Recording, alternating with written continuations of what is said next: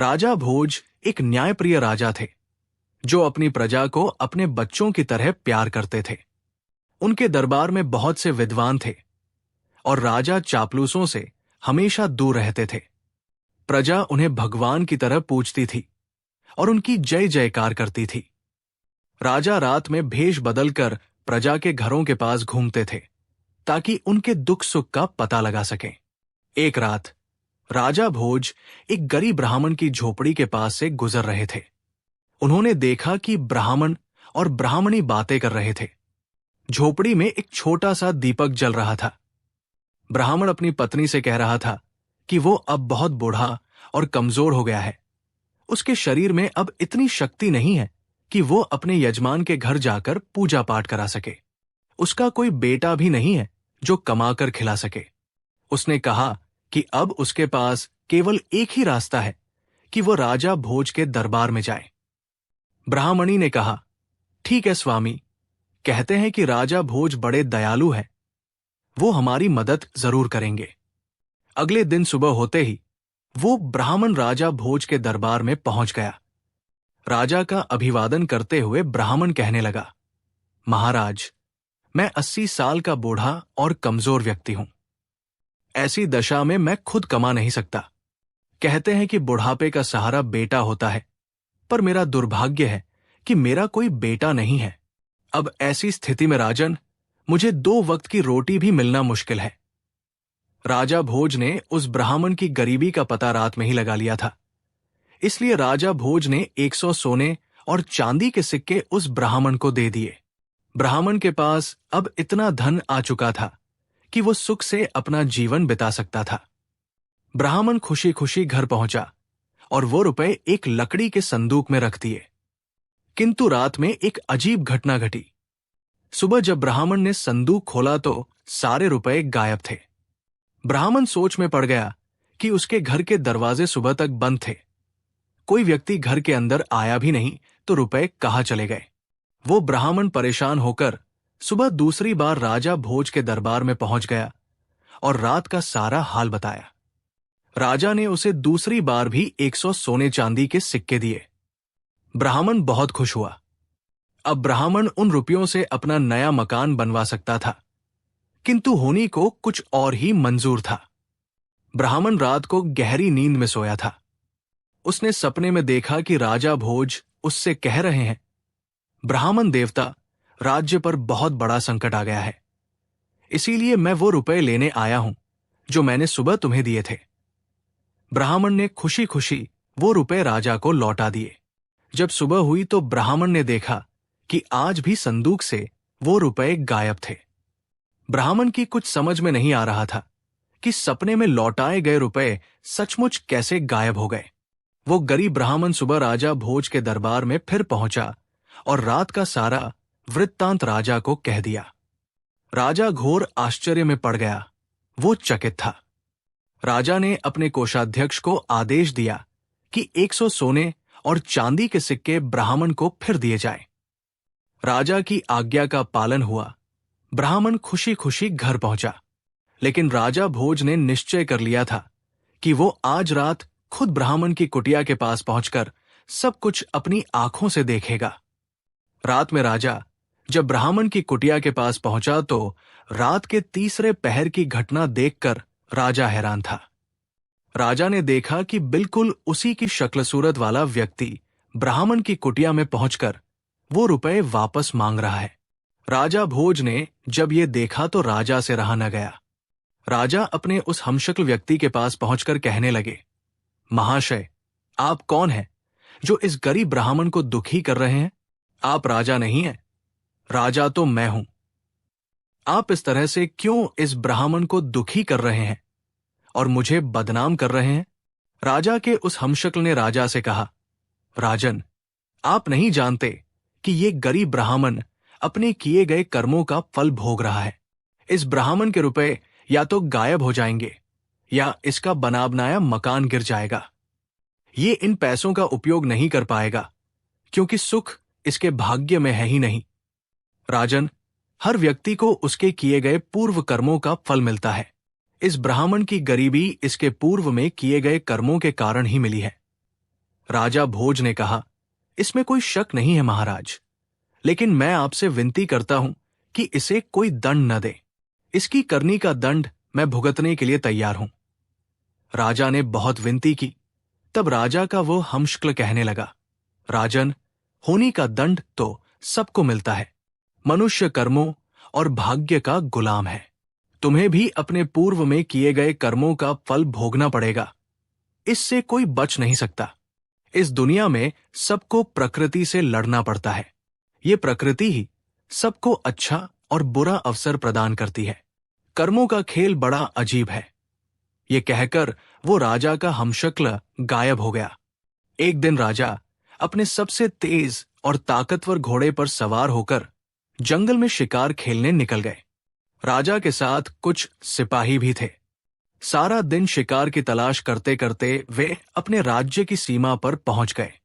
राजा के सिपाही पीछे छूट गए। तभी उस घोड़े ने एक ऊंची पहाड़ी से छलांग लगा दिया। राजा भोज जख्मी होकर घोड़े से गिरकर बेहोश हो गए। उनका मुकुट भी गिर गया। राजा भोज को जब होश आया तो उन्होंने देखा कि वो पड़ोसी राजा के सिपाहियों के कब्जे में थे। सिपाहियों ने पूछा कि तुम कौन हो, यहां कैसे आए? राजा की जुबान बंद हो गई थी। राजा ने कोई उत्तर नहीं दिया। इस पर सिपाहियों ने राजा को हमलावर शत्रु समझकर मारा पीटा और घायल करके नगर के बाहर सुनसान जगह पर फेंक दिया। तभी उसी राज्य का रहने वाला गंगू तेली उधर से गुजर रहा था। उसकी नजर राजा पर पड़ी। वो घायल राजा को उठाकर अपने घर ले गया, क्योंकि राजा के भाग्य की विडंबना ही राजा को गंगू तेली के घर पहुंचा दिया। गंगू तेली ने राजा की मरहम पट्टी करके राजा को ठीक कर दिया। राजा को जब होश आया तो राजा ने अपने जीवनदाता को देखा, लेकिन राजा तो बेजुबान हो चुका था। गंगू तेली राजा को देखते ही समझ गया कि वो कोई कुलीन व्यक्ति है जो भाग्य का मारा है, इसीलिए इसे शत्रु समझकर पीटा गया है। कुछ दिन बाद ही राजा भोज पूरी तरह से स्वस्थ हो गए, लेकिन राजा भोज ये जानते थे कि सच्चाई जानने पर इस राज्य का राजा उन्हें शत्रु समझकर कैद में डाल देगा। इसीलिए राजा चुप रहे। गंगू तेली ने राजा को कोल्हू पेरने का काम दिया। राजा ने उसे खुशी खुशी स्वीकार कर लिया। गंगू तेली खुद भी राजा के साथ कोल्हू का बैल बनता था। किंतु हीरा तो कोयले के बीच भी चमकता है और चिंगारी घोर अंधेरे में भी चमकती हुई दिखाई देती है।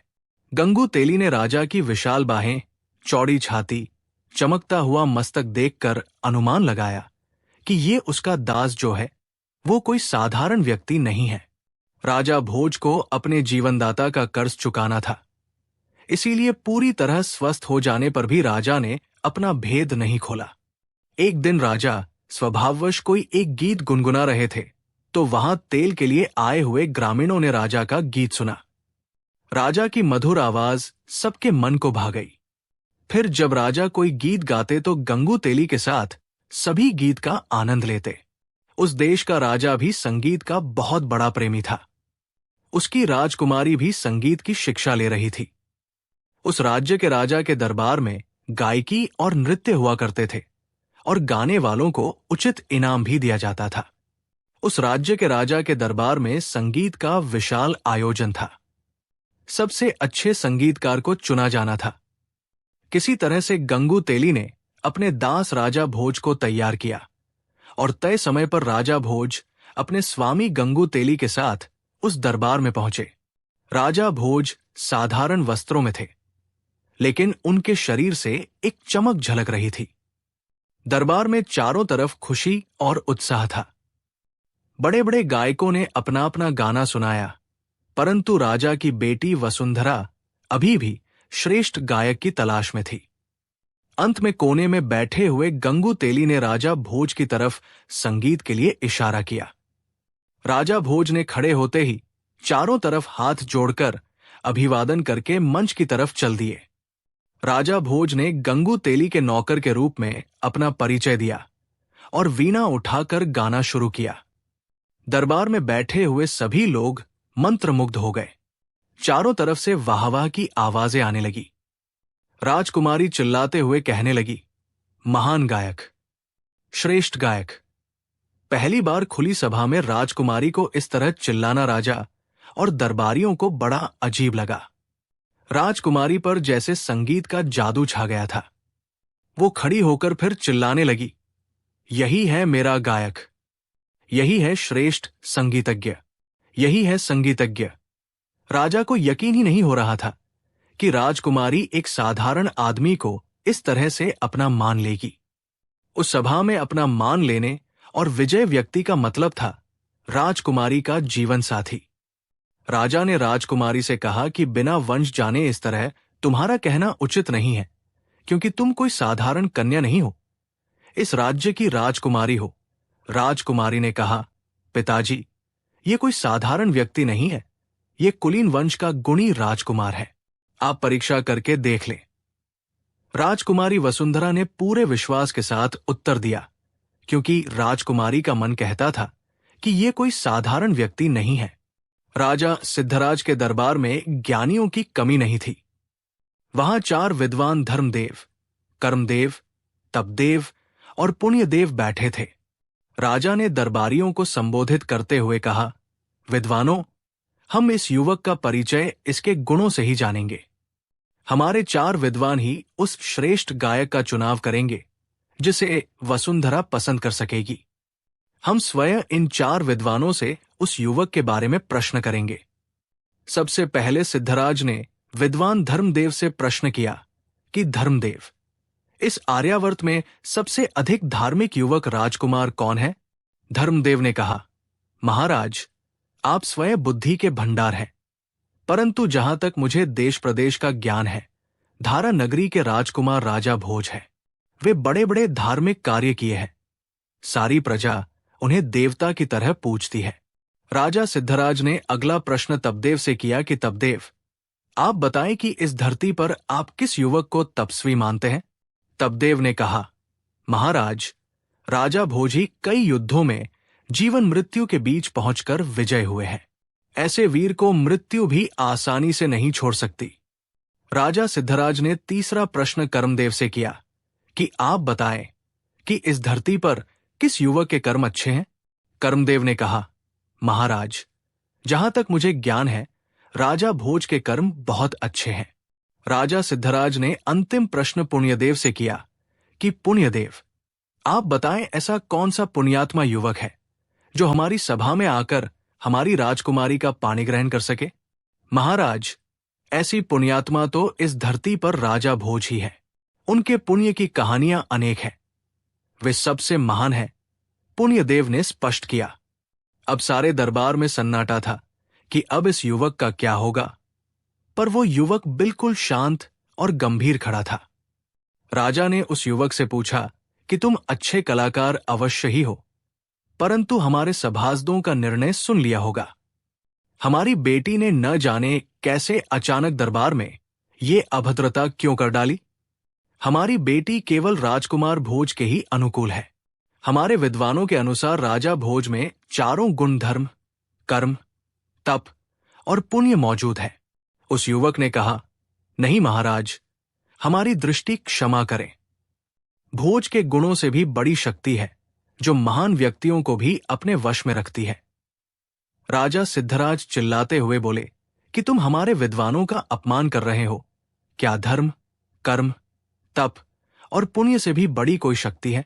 युवक, तुमको नहीं पता हमारे विद्वानों का अनादर करने का दंड क्या है? वो युवक बोला, महाराज, दंड तो बुरे कर्मों का मिलता है, सत्य बोलने पर नहीं। सत्य बोलने पर तो इनाम मिलता है। युवक की बात सुनकर भरी सभा में ठहाके गूंज उठे। क्या मतलब है इसका? राजा सिद्धराज ने कहा, कैसा इनाम? युवक ने कहा, महाराज, धर्म, कर्म, तप और पुण्य से भी बड़ी शक्ति है होनी या भाग्य। राजा भोज इन सब गुणों के होने के साथ साथ अभी भी इधर उधर की ठोकरें खा रहा है, पर होनी बड़ी प्रबल है। होनी को कोई नहीं टाल सकता। राजा सिद्धराज ने कहा, तो क्या तुम ही राजकुमार भोज हो, युवक? युवक ने कहा, हाँ महाराज, मैं ही राजा भोज हूं। ये सब होनी का खेल है जो आज मैं आप सबके बीच हूं। भोज ने ब्राह्मण और शिकार की सारी बात कहे सुनाई। कहा, महाराज, आपके सैनिकों ने तो मुझे मारकर फेंक दिया था, पर ये तो भला हो मेरे जीवनदाता गंगू तेली का, जिन्होंने मेरे प्राण बचाए। पर मैंने इन्हें भी अपना परिचय न देकर इनकी